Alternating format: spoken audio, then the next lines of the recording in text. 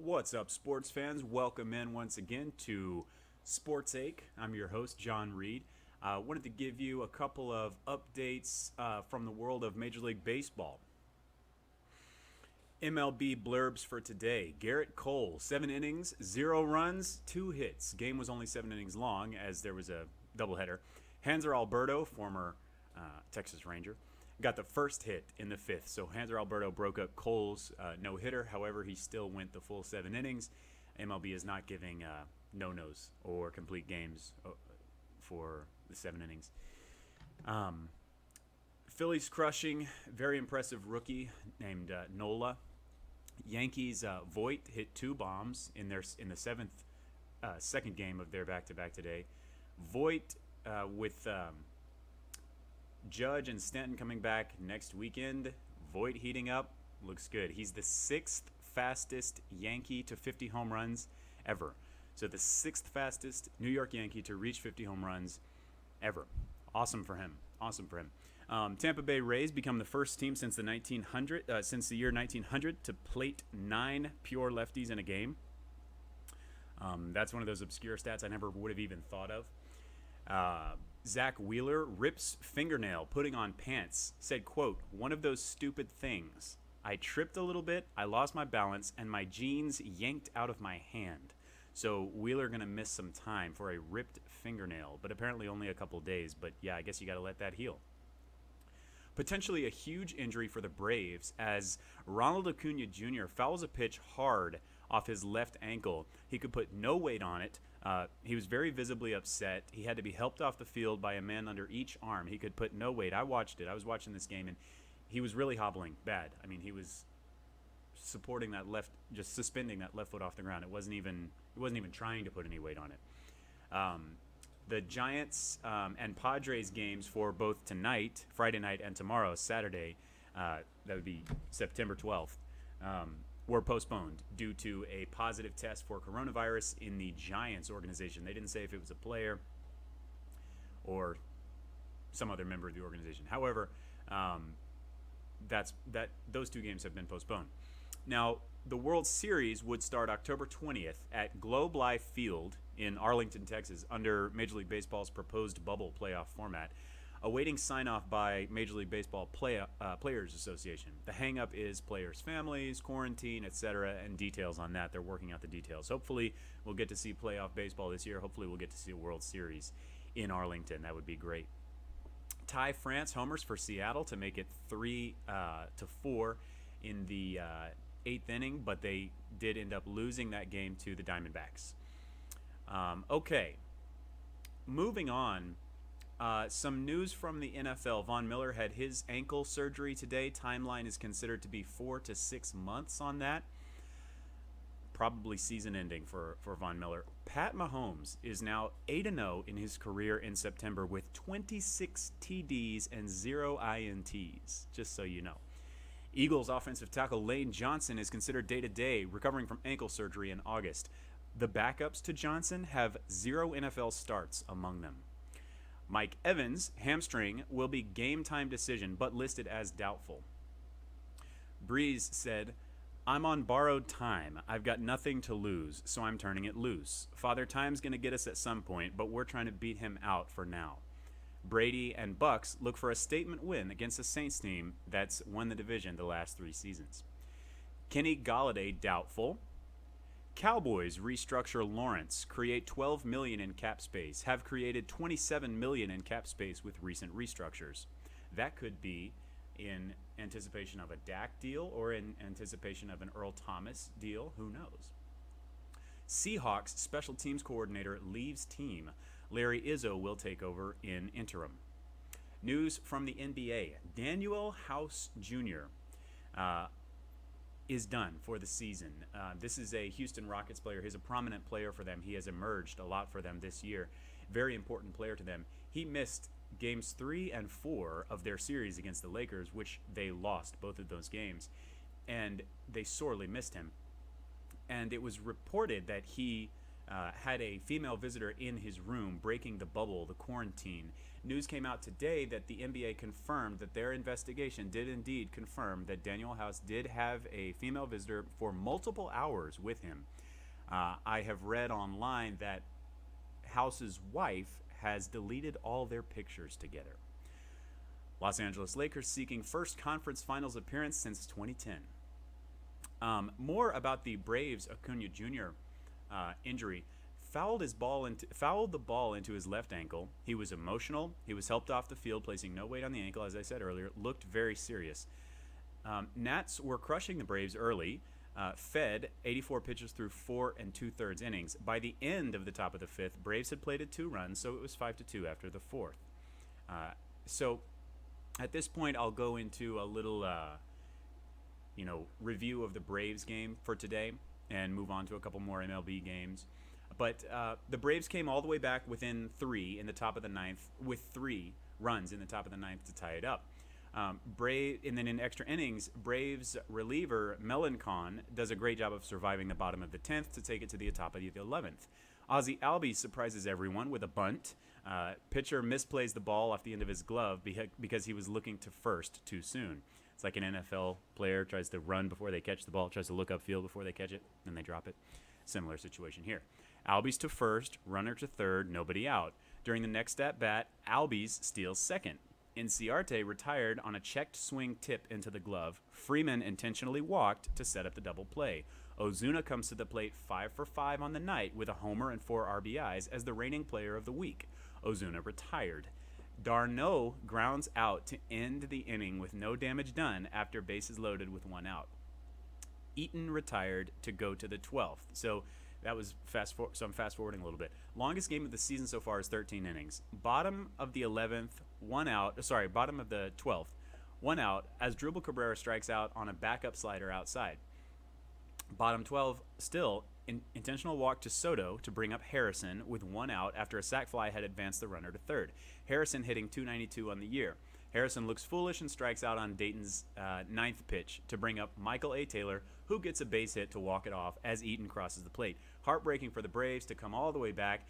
The Braves had 22 men left on base. If you'll remember yesterday, I believe it was, the Braves scored 29 runs, so I think they were trying to leave 29 on base to tie that number. Moving on to the Rangers and Athletics game. The Rangers starter, opener, as they say, Luis Garcia, loads the bases and gives up a grand slam to Matt Olson without recording an out. The manager then pulled him. Rangers debut for Sam Huff might be of note. He did not do much, I don't believe, in this game. I know he was 0 for 2, and if he got a hit after that, good for him, but I didn't see it. Elvis Andrus, amazing defensive play to get Chris Davis at first. And apparently, I heard while I was watching this game, they're going to combine last year's record with this year's record to determine draft order. This was... I'm interested in this because my Rangers might have a chance at getting the top draft pick this year, or maybe not.